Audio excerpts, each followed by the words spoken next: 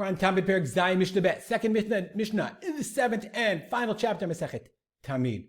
Mishnah continues. They all bowed down. They finished bowing down. Now they came out of the Beit Hamikdash. Bo v'amdu al ma'alot ha'ulam.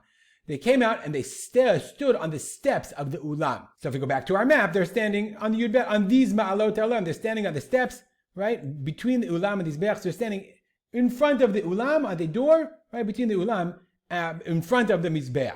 Mishnah continues. Amdu bishonim lidrom achehem haKohanim. Okay, the first ones, i.e., the guys that did the first avodah in the Beit Hamikdash and the Hichal, they stood to the south of their friends, the Kohanim. They had 5 kilim in their hands. So meaning they're standing, remember we're looking at it from this is the west, north. So they're standing to the south. So the people who just did the avodah are the south, and the rest of the Kohanim here at the north. Okay? And they have the 5 vessels in their hands. Ateni biyad echad, ve'akuz biyad echad. Remember the teni and the kuz were the things that they used in order to clean out, in order to clear out the menorah and the mizbeach hazahav. The teni was the little like bowl thing that had for them clean the mizbeach, the altar, and the kuz was the bowl that they used to clean out the menorah.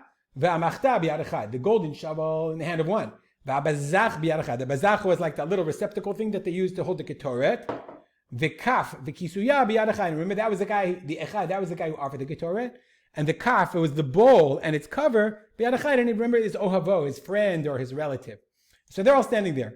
Uberchu et ha'am bracha achat. And they blessed the nation one bracha, meaning the Bircat Kohanim that we know, let's do the Bartanura for a second. Hen shlosha psukim shel Bircat Kohanim, the 3 psukim of Bircat Kohanim of the priestly blessing. Yivarechecha, Yair, Yisa. But it's called one bracha. B'karilu bracha achat, lefi shelo yu onim acharem amen ben pasuk lepasuk, k'der shosim begvulim. Outside the Beit Hamikdash, you say Yivarecha Hashem b'shmerecha, amen. We say amen at each one. In the Beit Hamikdash, it was one thing, and they would not say amen until the end. That's what the Mishnah says. Bracha achat. In the Medina, outside the Beit Hamikdash, they would say it as three brachot, like we do here in Israel. Uba Hamikdash bracha achat, and the Beit Hamikdash was only one bracha. Hamikdash ayu omrim et Hashem kichdavo. In the Beit Hamikdash, they said when they said Yevarechecha Hashem Yud Ei Vav Hei, they would pronounce it the way it was written. Uba Midah b'kinuyo. In the Medina, outside the Beit HaMikdash, they would say Aleph Dalid Ado Shem. So in Beit HaMikdash, that's how they would say the way it was written. B'Medina, Kohanim nosim et kepehem et yedehem keneged kitfotehem. In the Medina, outside the Beit HaMikdash, the Kohanim would do Nisiyat Kapayim. We don't see it because the Kohanim, their hands are covered. We're going to see a picture in a second. But their hands are covered by a talit. But they would do it. They would raise their hands keneged kefehem, like corresponding to their shoulders. Uba Hamikdash, in the Beit Hamikdash, al gabe Rashem, above their head, chutz mikohen gadol, other than the kohen gadol, sheino magbia et yadav lema'ala min hatzitz, because he didn't want to raise to his head, above his head, because it wouldn't be above the tzitz. What's the tzitz? The tzitz is the golden, forehead plate that he wore. It said Kodesh LaHashem. You can see the kohen gadol wore it over his mitznefet, over his hat.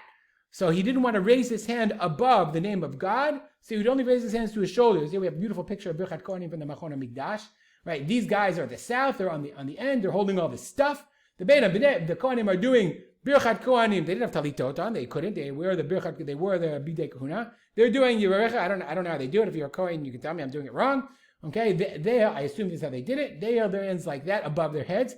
And you see the Kohen Gadol only up to his shoulders because he doesn't want to hold it above the seats. This is a beautiful picture, really beautiful.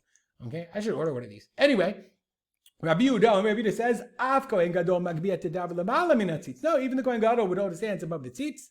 Shenemar, as it says, "Vayisa Aaron et yadav el ha'am vayavarachem." Aaron lifted his hands to the nation and he blessed them. And I guess Rabbi Yehuda held, he lifted his hands, like he lifted it above his head. The Bartanura says, "Ein alachak Rabbi Yehuda." We don't pass on like Rabbi Yehuda. We'll stop here. As we always do, we'll dedicate our learning to the memory of my father, Rav Simcha ben Yitzchak Kalman. We're almost at a new Masechta. Got friends? Got enemies? They should learn Mishnah. Have them join the Telegram group and the WhatsApp group. I need your help. Thanks and have a great day.